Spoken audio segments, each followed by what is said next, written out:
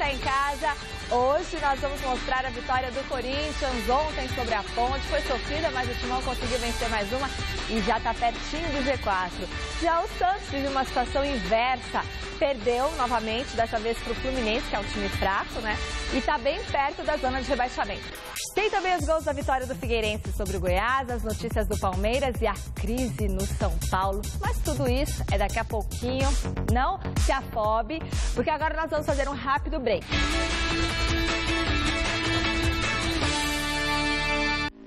Super Esporte de volta para falar de Campeonato Brasileiro. Ontem no Maracanã, o Santos visitou o Fluminense e se deu mal, chegando à 4ª derrota no campeonato. Vamos aos gols. O Fluminense recebeu o Santos no Maracanã e abriu o placar ainda no primeiro tempo. Após lançamento na direita, Gerson cruzou para Fred cabecear e fazer 1-0 Flu. O Santos respondeu logo na volta do intervalo.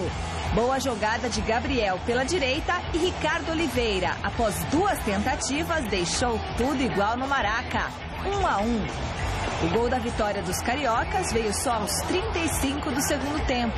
Cruzamento perfeito de Gustavo Scarpa para Lucas Gomes decretar a vitória do Flu. Final, 2-1. No primeiro tempo, no intervalo do jogo, eu falei que a bola estava queimando no nosso pé, nós não jogamos. Nós jogamos contra a Inter e contra o Atlético Mineiro lá, jogando futebol, jogando de igual para igual. O primeiro tempo não foi isso. O primeiro tempo foi muito abaixo do nosso esperado. Tivemos uma conversa no intervalo. A equipe voltou bem, conseguiu um empate e estava bem na partida. E depois tomamos um gol, uma bola nem 1,5 m de altura, passou no meio da nossa zaga. E só temos a lamentar. Eu acho que a partida até 60% dessa partida não foi aquilo que nós vínhamos atuando. Isso tem que falar a verdade. Não foi o nosso jogo normal, mas nós vínhamos fazendo jogos bons, importantes com essa molecada, com adversários dificílimos. Nós sabemos ali dentro que o Santos tem condições de brigar do meio para cima, com certeza. Então não temos dúvida, nós não devemos nada para nenhum time que está aí. Agora, as coisas não estão acontecendo. Isso tudo leva nós numa situação, por exemplo, agora em 16º lugar, que nós temos um jogo importantíssimo em casa com o Grêmio. E realmente a Vila é importante, cabe agora a torcida comparecer, dar essa força para a gente, porque nós vamos necessitar, porque é um jogo dificílimo, mas a equipe tem coragem, tem luta e com certeza vai dar a volta por cima. Pois é, chega mais. Bom dia, Felipe Sborio. Bom dia, Michele. Bom dia para você em casa acompanhando o Super Esporte. Os 2 gols aí sofridos pelo Santos, como disse aí o Marcelo, foram falhas da defesa, né? Ele até deu uma cornetada aí na defesa, né? Sim, e o importante é esse resultado para o Fluminense e para o Fred, pessoalmente, porque nunca tinha marcado um gol sequer na vida com a camisa do Fluminense contra o Santos. Então, para ele foi muito importante, ele entrou com uma motivação a mais para esse jogo. O Fluminense acabou derrotando a equipe do Santos, que perdeu a 2ª consecutiva no Campeonato Brasileiro. E aí já começa a acender aquela luzinha amarela de novo, né? O pessoal que questionou demais o trabalho do Marcelo Fernandes, agora vai de novo colocando o pé atrás. Acho que é muito cedo ainda para que isso aconteça, mas enfim, o Serginho Chulapa e ele vão fazendo um ótimo trabalho à frente do Santos. O Santos que precisa vencer esse jogo contra o Grêmio, como ele disse na entrevista coletiva lá no Maracanã, precisa vencer para ter o apoio da torcida de novo, porque a gente sabe que o pessoal lá em Santos não costuma ir muito na Vila.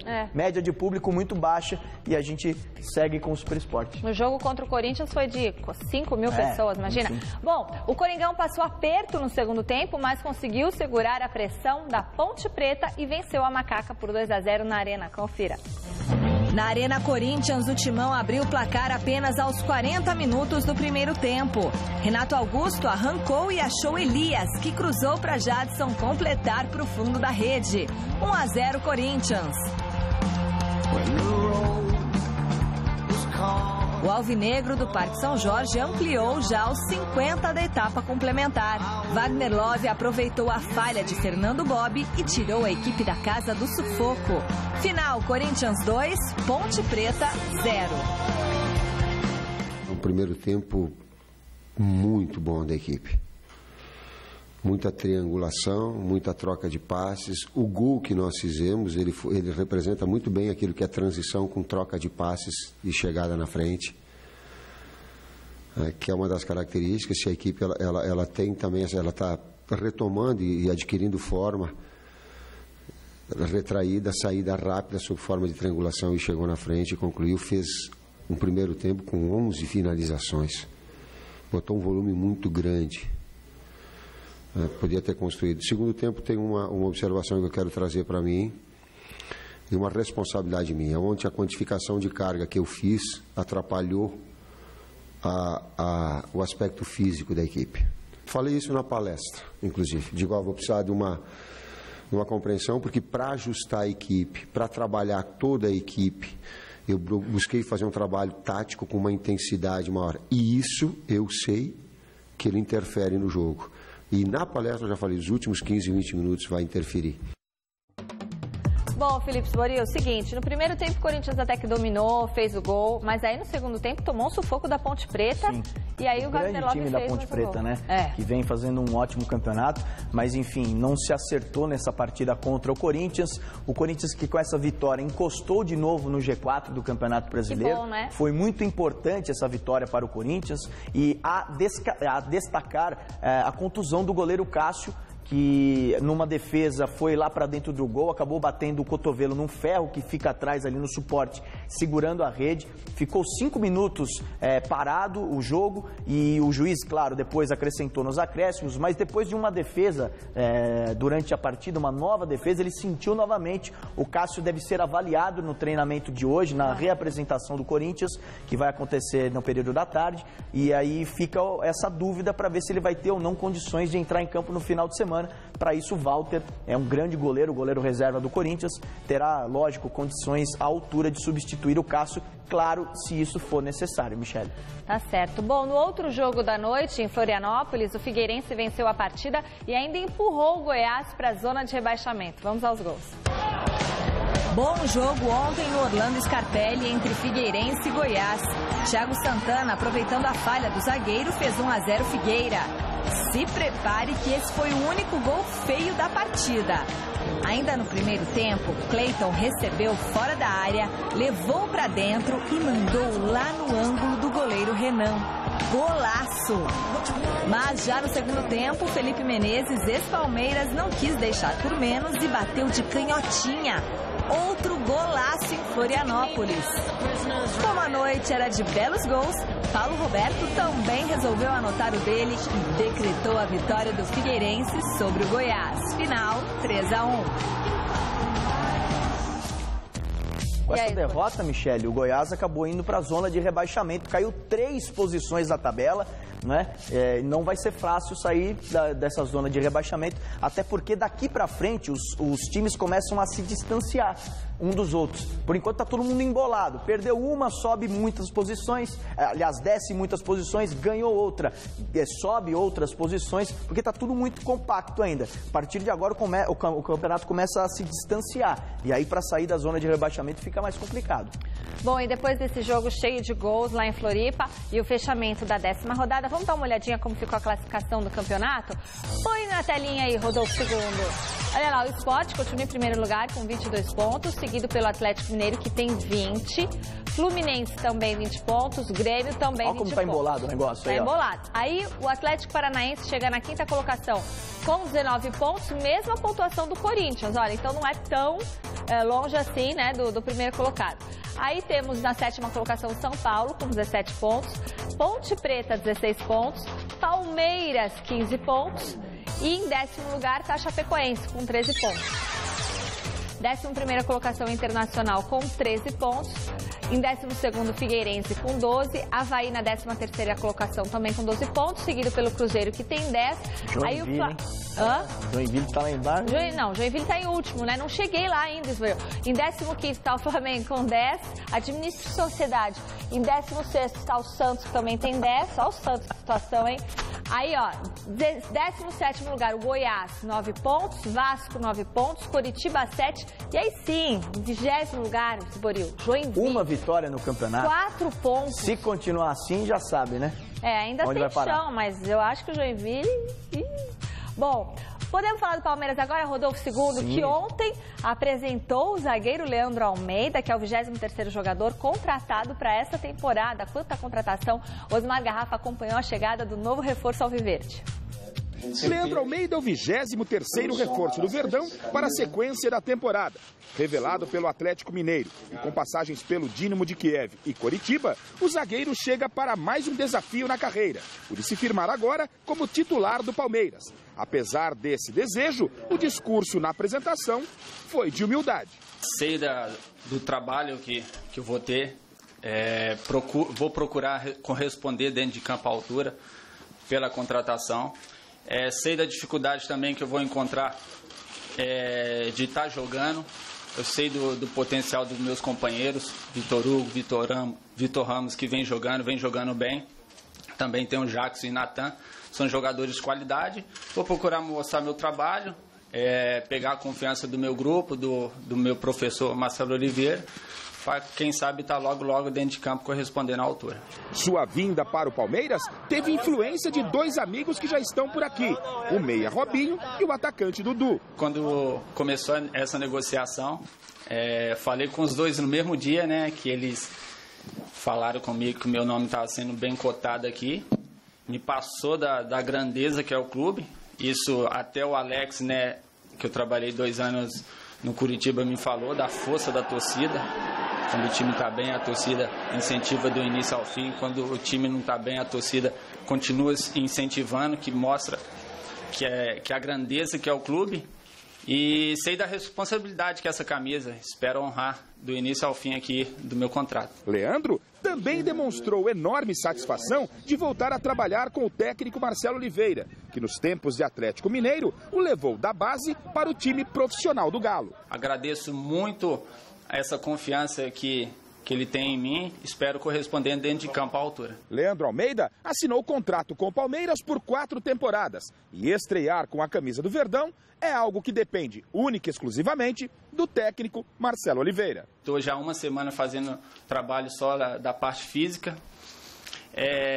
Como eu falei, né, eu sei da qualidade do elenco, dos zagueiros que tem no Palmeiras. Eu estou muito tranquilo, estou feliz de estar fazendo parte desse grupo.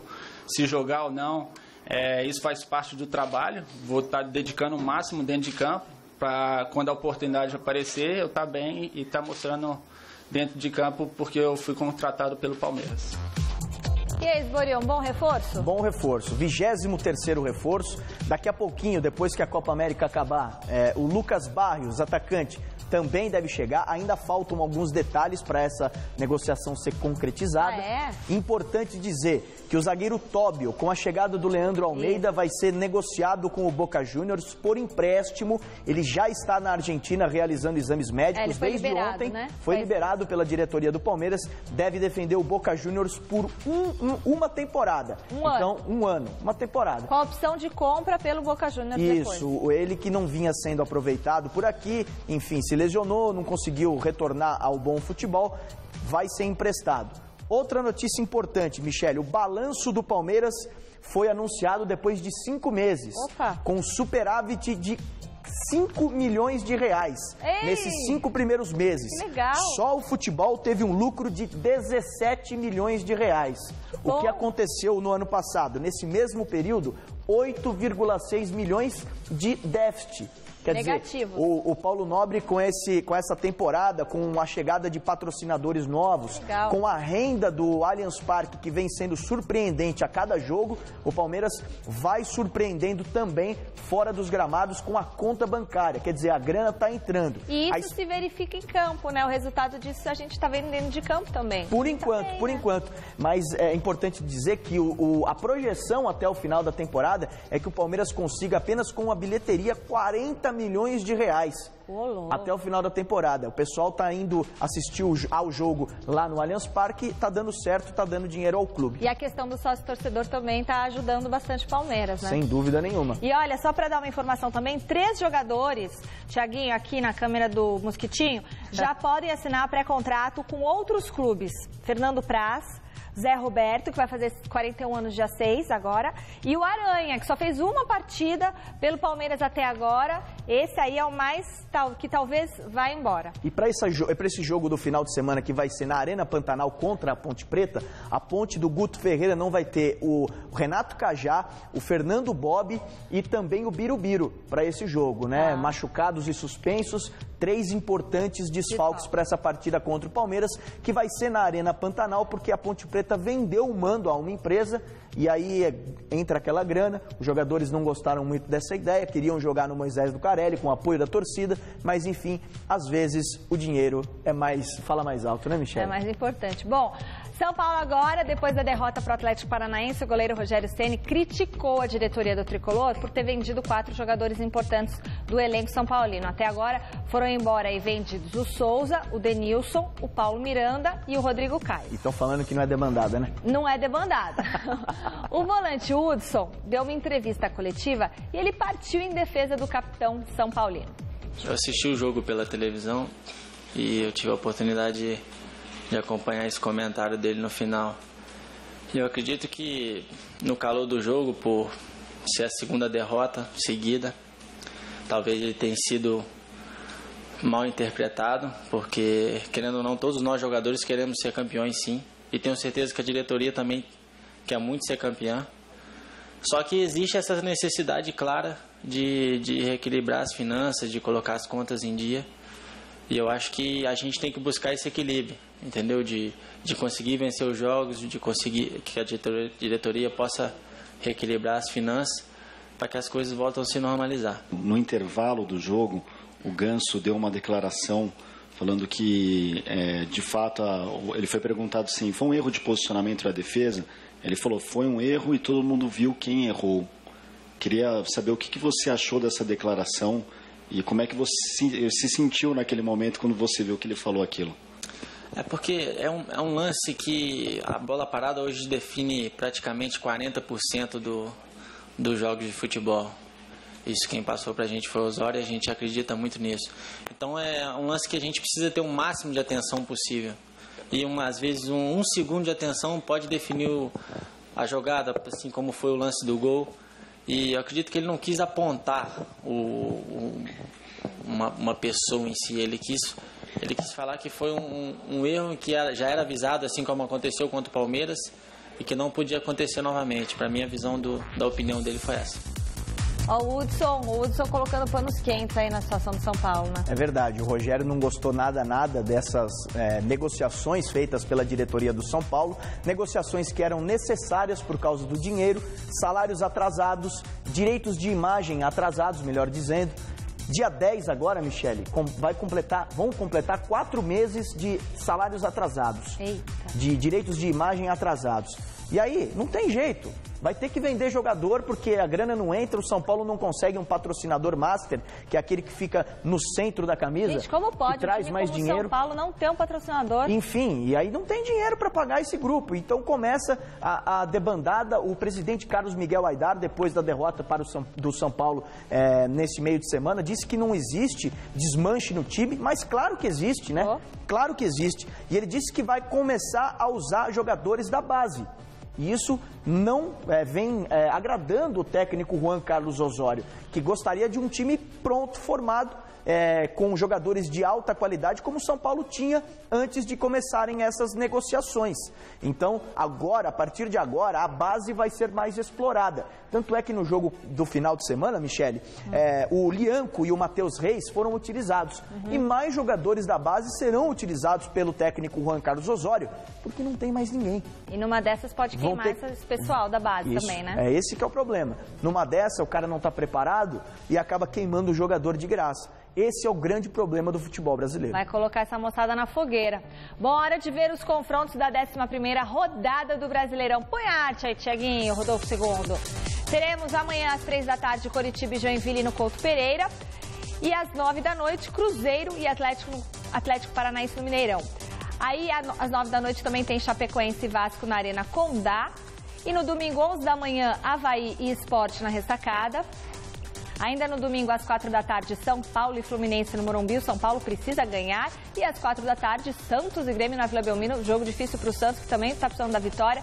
4 da tarde também tem Goiás e Coringão no Serra Dourada. E às 6h30 do domingão, Ponte Preta e Palmeiras na Arena Pantanal. Continuando, às 6h30, tem o Flamengo e o Figueirense no Maracanã. E o Internacional pega o Atlético Mineiro no Beira-Rio. O que você acha da rodada? Eu acho interessante esse jogo do Flamengo. O Flamengo que estava precisando também de uma vitória. Vai ter que vencer esse jogo agora em casa. Já venceu o Vasco da Gama fora, num jogo que também foi longe do Rio de Janeiro por causa da venda de mando de campo. Venceu neste meio de semana também. Então é importante o Flamengo dar essa arrancada no campeonato. Jogo também destaco esse jogo contra Palmeiras e Ponte Preta, o jogo também que vai ser fora de casa, um jogo importante para o Palmeiras conseguir a terceira vitória consecutiva no campeonato e a Ponte Preta para se reabilitar da derrota, né? Vamos agora falar do caso de corrupção na FIFA. Ontem, a Justiça Americana pediu ao governo suíço a extradição dos 7 dirigentes envolvidos no escândalo. A intenção dos americanos é conseguir um acordo com os dirigentes presos para que eles façam delação de mais envolvidos em troca da amortização da pena quando o julgamento for feito. Entre esses presos está o ex-presidente da CBF, José Maria Marim, vocês estão vendo ele aí. A família do brasileiro apoia a medida, mas segundo informações dos advogados de Marim, só vão aceitar essa delação quando todas as outras alternativas estiverem esgotadas. A base de defesa agora focará em prisão domiciliar de Marim, que já tem 83 anos de idade. Isso, e lá nos Estados Unidos não tem essa de, tá velhinho, pode ir para casa, cumprir a pena em casa. Não, vai na cadeia lá mesmo. Vai até o fim. E se ele for condenado, Michele, a esse problemaço que ele criou lá nos Estados Unidos, ele pode pegar até 20 anos de prisão. Quer dizer, vai mofar na cadeia, né? Ele está sendo acusado por conspiração. Conspiração, corrupção, lavagem de dinheiro, propina. Ih, tem um monte de coisa lá que, se o negócio for se pegarem ele lá, o bicho vai pegar pra ele. Mas a Suíça ainda tem mais 2 semanas aí para responder, né? Sim, e ele pode ficar, inclusive, preso até o final do ano na Suíça, né? Se esse processo de extradição não andar logo, ele fica na Suíça e aí os Estados Unidos já pediram essa extradição dele e de mais 6 comparsas dele nesse esquema. Vamos ver o que vai dar. Bom, é o seguinte, eu quero agradecer o seu carinho, a sua audiência, essas 2 semanas que eu estive aqui no Super Esporte, nas férias da Anitta. Valeu pela galera que está escrevendo, Christian de Guarulhos, a Sofia, o Pedro William, de São Bernardo do Campo, Matheus Fischer, Gabriela Bardusco, Guilherme Monastério, de Petrópolis, Rio de Janeiro. Foi muito bom ficar aqui. Obrigada, Ivair, obrigada a toda a equipe do estúdio, Trocinho, obrigada ao Tiaguinho, toda a equipe aí do Sexto Andar e obrigada, Rodolfo II, Zé Paz e João. Vocês foram maravilhosos comigo, por isso que é muito bom trabalhar no Super Esporte. Obrigada, Felipe Soboril, pela sua companhia. Muito obrigado, Michele. Você é sempre brilhante. E um abraço ao Titu, pai do Daniel de Americana. Sempre tá vendo a gente. É o pai do Nini, que trabalhou com a gente. Gente, muito obrigada. Agora a gente volta a se encontrar só às 6 da tarde no Gazeta Esportiva. Beijo. Tchau. Beijo, Rodolfo. Perca calorias com uma aula de dança pra lá de animada no Você Bonita. Hoje, 12:30. Assista agora, Revista da Cidade. Always on my mind.